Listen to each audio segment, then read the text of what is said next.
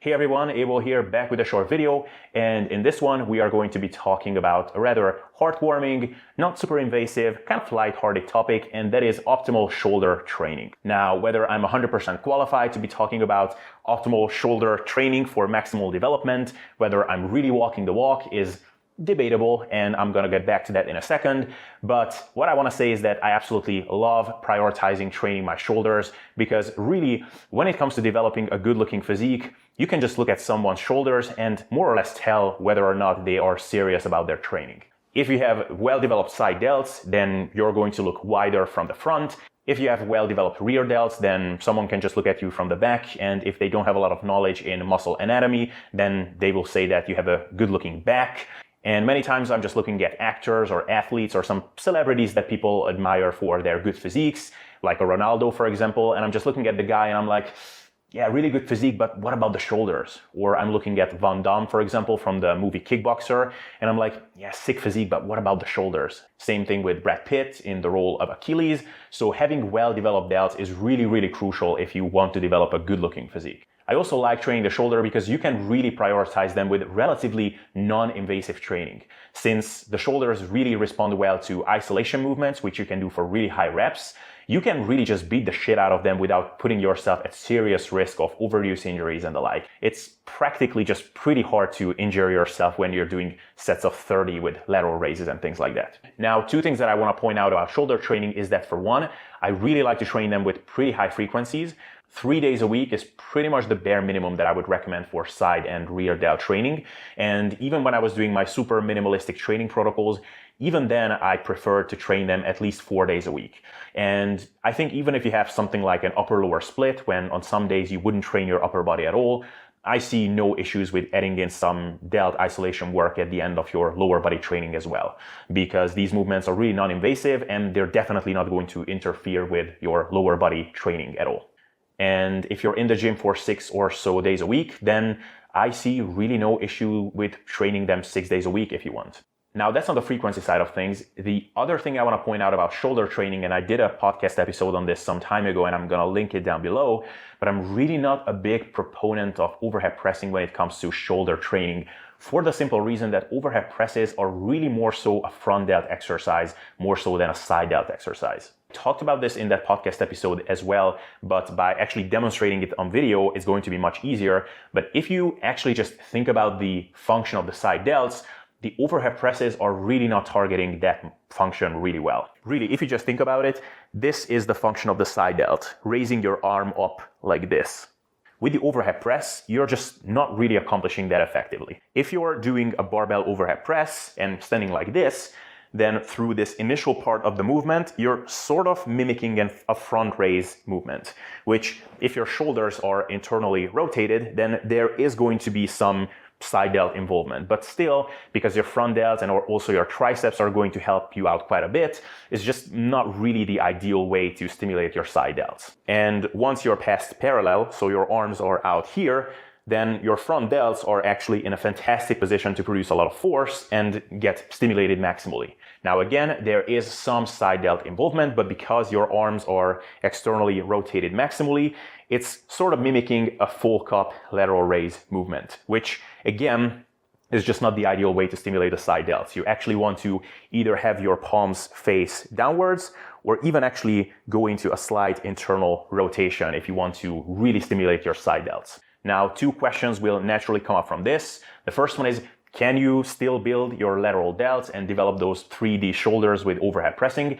The answer is yes. But the question is, per unit of volume, per unit of stimulus, per unit of fatigue, and per unit of stress on the connective tissue, are you getting the best bang for your buck for the muscle groups that you want to stimulate? And the answer is that if the muscle group you want to stimulate is the side delt, then the answer, in my opinion, is no.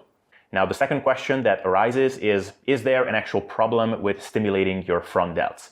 And the answer to that is yes and no. But more so, in my opinion, is that it's just redundant, because your front delts are going to get a ton of stimulation from basically all chest exercises and from most shoulder exercises as well.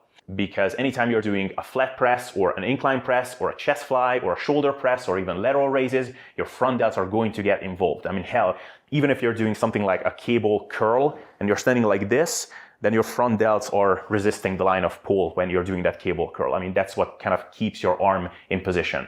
If you were to look at the training program of some famous bodybuilder, like a Jay Cutler or someone, and you were to add up all the volume for each of his muscle groups and add up all the volume that he's getting indirectly for his front delts, you would find that, okay, he's doing 20 sets for chest, 20 sets for biceps, and like 35 sets for front delts. It's actually, when you're doing high volume training, you have to be actually pretty creative to not overdo volume for your front delts. So doing an exercise that preferentially targets that muscle group is just not the best use of your time.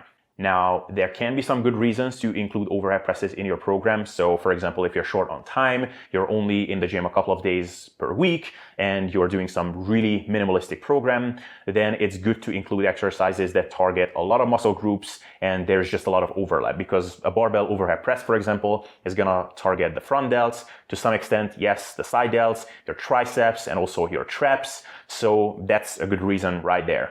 But if you're pretty meticulous about your training and you're doing a moderate to high amount of volume, then I think there are just better options out there. Now, another point will naturally come up from this is that look at this guy or that guy who has amazing shoulder development and they are swearing by the overhead presses. Look at someone like Kino Buddy, who is swearing by the overhead press. He includes it in all his training programs. He's crazy strong at overhead presses and he has massive shoulders. Well, Kino Buddy has fucking massive everything, okay? Okay, that sounded bad, but the point is, Kino Buddy has amazing genetics, like top 5% genetics.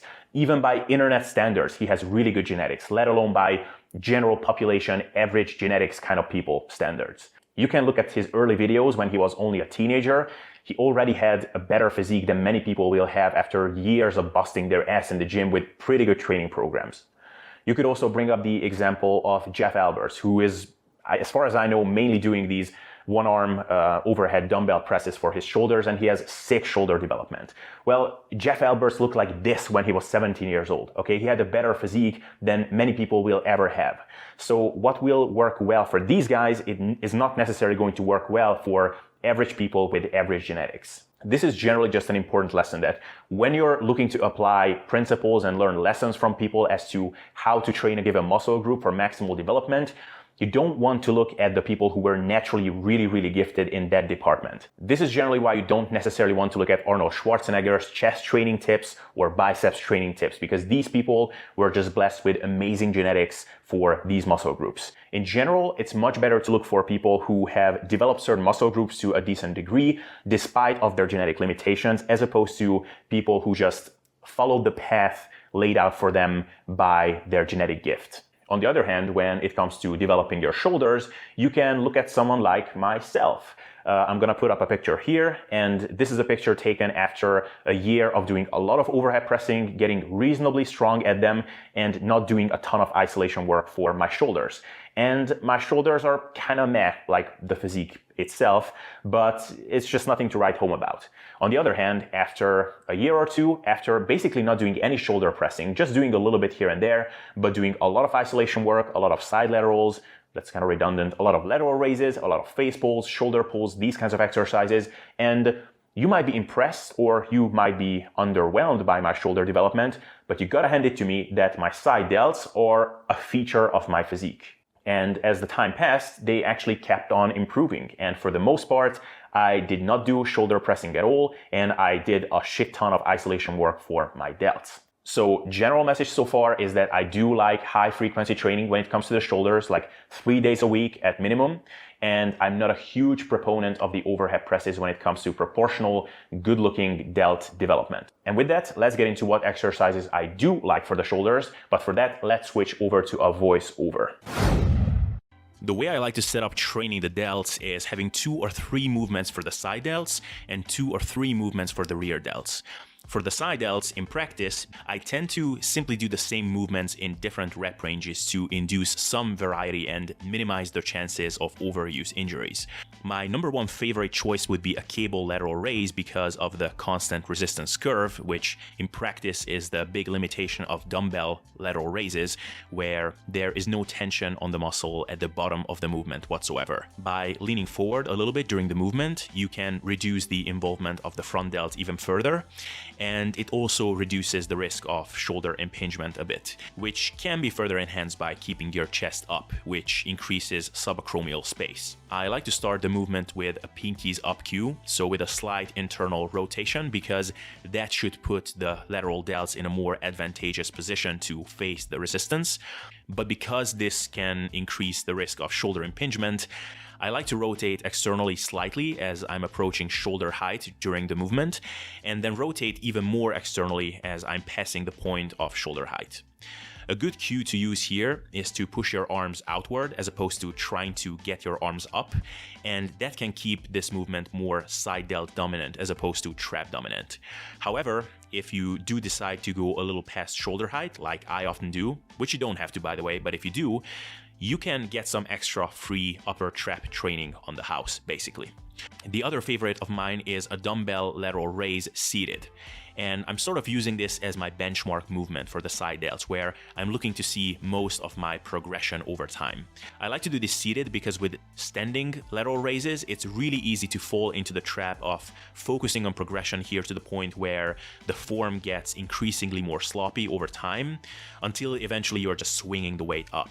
So what I like to do here is retract my shoulder blades and sort of press myself into the bench, almost like you would do with a bench press, to have a really stable surface, and then you can actually just focus on performance. I like to do this for sets of 12, and similarly to how I'm doing it with the cable laterals, I like to initiate the movement with a slight internal rotation and then externally rotate as I'm going close to the point of parallel, and then slightly rotate externally even more so as I'm going over parallel to, again, get some extra trap work in. And then for the rear delts, my two go-to movements are face pulls and shoulder pulls. I like to perform both movements with a rope attachment and with a lifting strap attached to them to get some more range of motion, because otherwise you would kind of punch yourself in the face at the contracted position if the rope attachment by itself is not long enough. I like to do the shoulder pulls at the cable tower and pull from shoulder height, because this internally rotated position can be tough on the rotator cuff when pulling upwards. But in the case of face pulls, I like to do it on the rowing station for convenience sake, since the setup takes less time. Although I should note that you can do the shoulder pulls in a half kneeling position. You don't need to set up a bench for that like I do in the video. I'm doing it this way because the floor is just crazy slippery at the cable tower, so I would literally just pull myself out of position if I was to do it that way.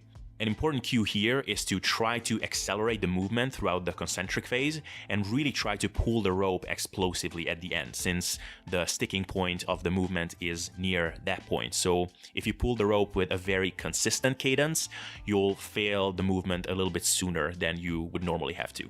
This is why you'll see me kind of grinding a few reps out, and then all of a sudden I just crank out a few more with relative ease, because that's kind of the point where I'm realizing that, oh, I should actually be a bit more explosive with these reps. You can perform these movements a bit heavier and go as heavy as maybe sets of 8. I see little reason to go heavier than that. I personally still like to keep these above 15 reps, and on face pulls, I go as light as 30 to 40 reps just to give some love for my connective tissue, but otherwise these movements tend to be pretty shoulder friendly. And by that I mean shoulder joint friendly.